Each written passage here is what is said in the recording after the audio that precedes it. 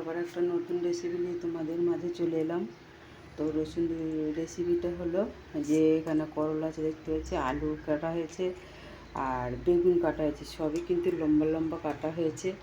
এটা একটা তেতো রেসিপি হবে, তোমরা দেখতে থাকো। এদিকে দেখো কড়াইয়ে তেল দিয়েছি। তো দেখো বন্ধুরা, এবারে আমি এই যে করলাটা আছে এটা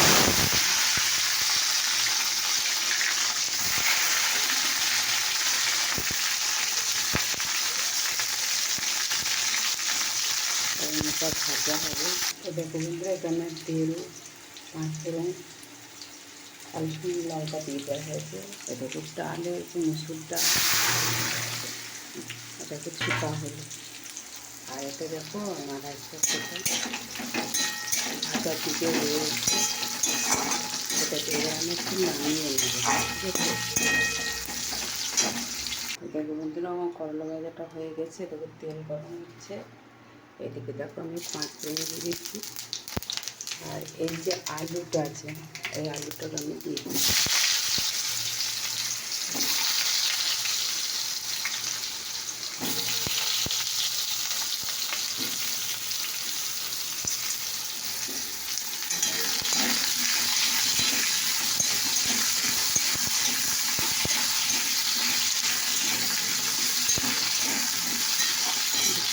বাটি থেকে মশলা লেগে তোমরা দেখতে থাকো।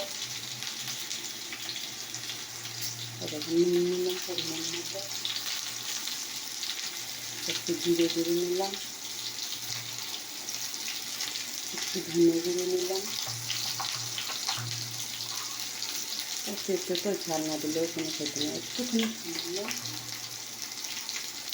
একটু লঙ্কা গুঁড়ো নিলাম, দেখতে পাচ্ছ। এখানটাকে একটু হলুদ নিলাম। এবারে এখানে জল মেশানো। দেখো বন্ধুরা, আমার জল মিশন হয়ে গেছে। আর এখানে ট্রেনের জায়গা, তো ওই জন্য ট্রেনটা আওয়াজ পাই। বন্ধুরা কিছু মনে করো না, কিছু করার নেই। আমার ট্রেনের ধারে বাড়ি যেহেতু দেখো ডাল ফুট লেগেছে, দেখতে পাচ্ছ। আমার ডাল কিন্তু রেডি হয়ে গেছে, দেখতে পাচ্ছ। একটুখানি এটা ভাজা ভাজা হোক। এটা বন্ধুরা ভাজা ভাজা হয়ে গেছে, যেটা মশলা করলাম সেটা এবারে মধ্যে কষে নেব। তো দেখো বন্ধুরা, আমার মশলা কষা হয়ে গেছে।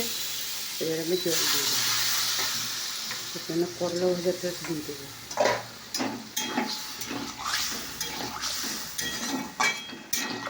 একটু জল দিয়ে দিয়েছি। আর দেখো এখানে বেগুন আছে লম্বা লম্বা কাটা। বেগুনটা কিন্তু আমি ভাজতাম না, তেলের উপর দিয়েছি, কারণ যখন কিছু হয়ে যায় তো বেগুন। দেখতে থাকো। তো চলো বন্ধুরা,